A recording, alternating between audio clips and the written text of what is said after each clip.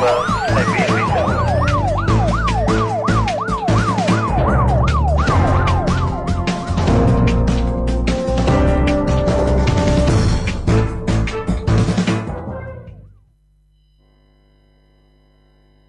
sore Mitra TA TV, prajurit hadir kembali untuk Anda hari Sabtu 24 Oktober 2015.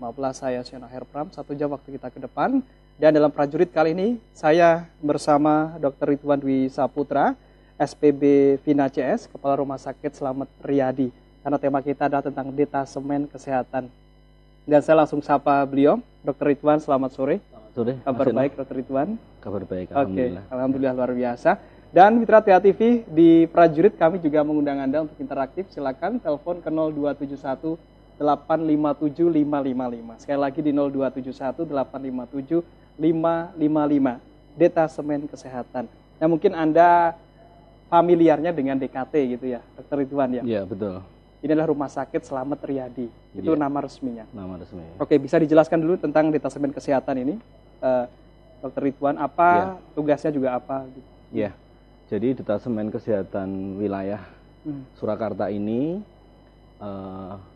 kita punya nomor. Jadi dalam penomoran dalam setiap satuan di Angkatan Darat ada nomornya. Ya. Adalah detasemen kesehatan wilayah 040404 Surakarta. Kami secara organisatoris berada di bawah Kesdam 4 di Ponorogo. Kemudian secara operasional kami di bawah Korem 074 Waras Pratama. Dan area servis kami tentu seluruh wilayah Korem 074 Waras Pratama. Ya.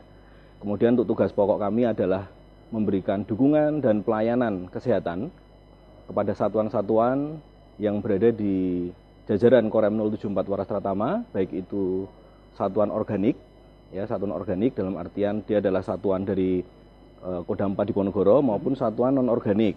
Karena kita tahu di wilayah Korem 074 Waras Pratama, di wilayah Surakarta ini ada beberapa satuan non-organik, jadi berasal dari kota lain, seperti misalnya Kopassus, yang ada di Kartosuro, satu grup di sana, ada beberapa batalion di sana, itu juga menjadi area servis kami.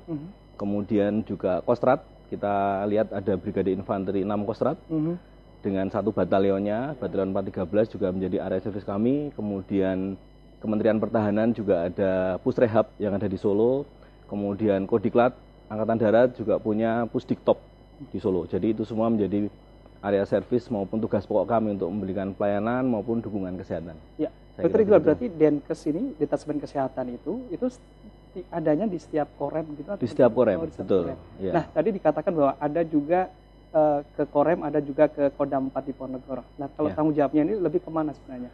Suatu organisasinya bagaimana? Bertanggung jawab ke siapa?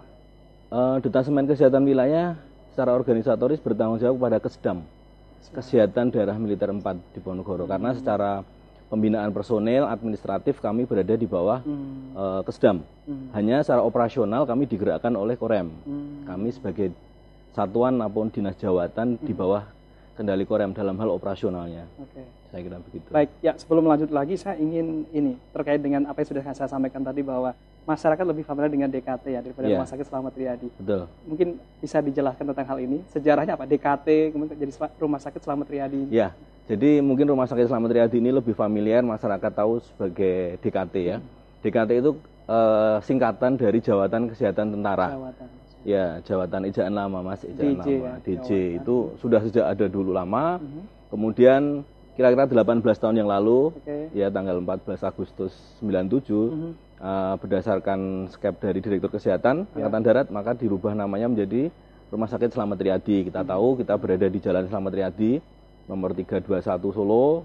Slamet Riyadi juga salah satu pahlawan nasional yang dari Solo kebetulan dimakamkan di Taman Makam Pahlawan di Solo. Jadi rumah sakit kami menggunakan nama beliau sebagai nama rumah sakit. Saya kira itu. Oke, baik Dr. Ridwan. Ini kan Detasemen Kesehatan Wilayah Surakarta ya. Ini miliknya TNI Angkatan Darat. Iya, betul. Gitu ya. Nah, kalau untuk pelayanan kesehatannya, apakah ini dikhususkan kepada anggota TNI saja, anggota dan keluarga, atau juga bisa kepada pelayanan untuk masyarakat umumnya? Iya. Memang keberadaan rumah sakit tentara pasti dikaitkan dengan adanya pasukan di situ ya. Awal konsep berdirinya rumah sakit tentara pasti seperti itu. Tapi seiring dengan perjalanan waktu maka kami mempunyai kapasitas lebih. Artinya kami mempunyai tempat tidur yang lebih, sarana prasarana maupun tenaga ahli, dalam hal ini dokter maupun perawat yang ada di kami, sehingga kami juga melakukan pelayanan kepada masyarakat umum, dan itu juga sesuai dengan MOU antara PT Askes dulu sebelum berubah menjadi BPJS Kesehatan dengan Kementerian Pertahanan, itu bahwa ada MOU berupa pemanfaatan sarana dan prasarana rumah sakit tentara untuk melayani peserta BPJS. Kita tahu menjelang tahun 2019 ini kan semuanya masyarakat sudah harus tercover oleh BPJS Kesehatan ya, universal coverage. Sehingga kami pun rumah sakit tentara juga melaksanakan pelayanan kepada masyarakat umum. Ya, baik itu peserta BPJS maupun masyarakat umum yang lain, swasta, kita menerima itu. Oke, ya. Tidak hanya khusus untuk tentara saja. Tidak hanya tentara dan keluarganya. Ada perbedaan tidak terkait dengan pelayanan? Apakah kalau untuk masyarakat itu ya biasa saja, kalau tentara itu ada istilahnya harga-harga khusus gitu? Oh ya, ya sebagaimana fasilitas pelayanan yang lain, saya kira kami juga sama ya dalam memperlakukan baik itu militer dengan keluarganya maupun masyarakat umum. Ya, kita tahu sekarang juga tentara ini masuk dalam BPJS Kesehatan.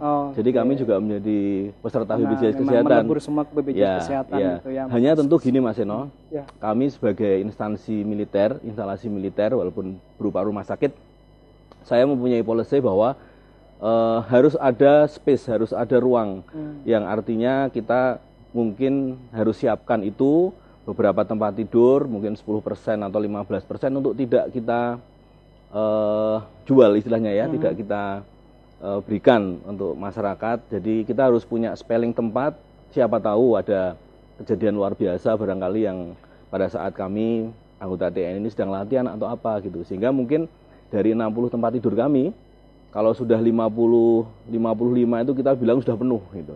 Karena saya harus mengantisipasi supaya nanti kalau ada kejadian luar biasa atau apapun yang menimpa pasukan kami yang sedang latihan atau melakukan tugas-tugas di depan, ketika dia memerlukan pelayanan, dia harus dapat tempat di rumah sakitnya sendiri begitu.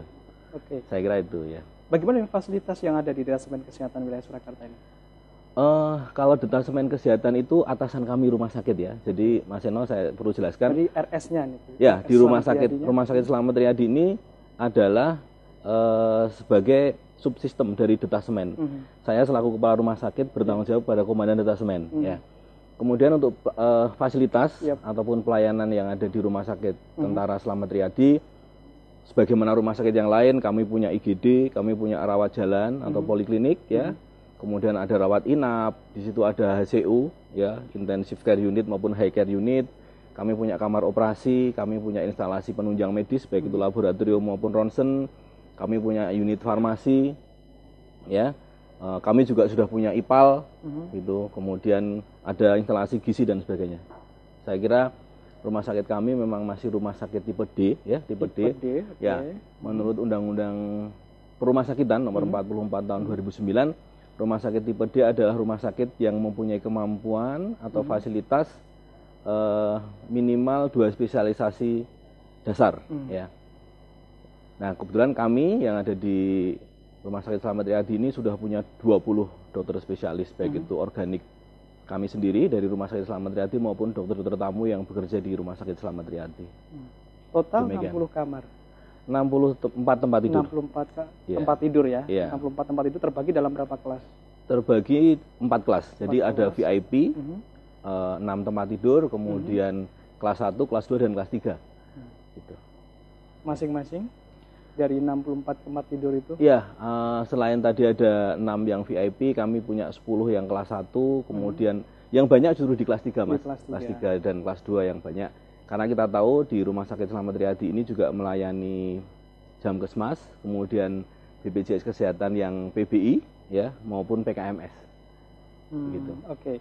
Ya, jadi Rumah Sakit Slamet Riyadi ini tipenya adalah tipe D. Tipe D, betul. Oke. Jadi biasanya kalau misalnya ke dokter pribadi, dokter keluarga gitu, rujukan langsung bisa ke DKT ini ya? Bisa. Langsung ya? Bisa, ya. Jadi dari keluarga, fasilitas kesehatan tingkat pertama ya, baik itu puskesmas maupun dokter keluarga bisa langsung ke tempat kami ke tipe D. Oke. Nah, terkait dengan BPJS Kesehatan. Nah, ini seperti apa perjalanan pelayanan yang sudah bermitra dengan BPJS Kesehatan di Rumah Sakit Slamet Riyadi. Iya, jadi sejak 1 Januari 2014 PT Askes kan berubah menjadi BPJS Kesehatan, melakukan transformasi, dan kami Rumah Sakit Tentara juga melaksanakan kerjasama dengan BPJS Kesehatan, ya. Jadi karena memang seluruh anggota TNI dan keluarganya menjadi peserta BPJS Kesehatan, kami melakukan kerjasama, dan kerjasama terakhir kami adalah tanggal 31 Desember 2014 untuk kerjasama selama setahun. Jadi itu kita perbarui setiap tahunnya, bahwa kita menjadi tempat untuk pelayanan tingkat lanjut bagi para peserta jaminan kesehatan, dalam hal ini BPJS Kesehatan. Begitu. Selama ini tidak ada yang menyulitkan bagi masyarakat pengguna BPJS Kesehatan, Dok? Alhamdulillah sampai saat ini kita tidak mengalami hambatan, ya. Masyarakat yang berubah di tempat kami, saya pikir tidak ada yang sampai ada komplain dan sebagainya, dan kami membuka kotak saran di situ. Jadi barangkali setiap kali ada keluhan bisa disampaikan itu, atau kami juga punya petugas-petugas yang setiap saat bisa menerima keluhan itu. Oke, baik, Dr. Ridwan, nanti kita lanjutkan lagi berikutnya. Dan Mitra Tia TV, jangan lupa Anda bisa interaktif di 0271857555. Prajurit akan segera kembali untuk Anda.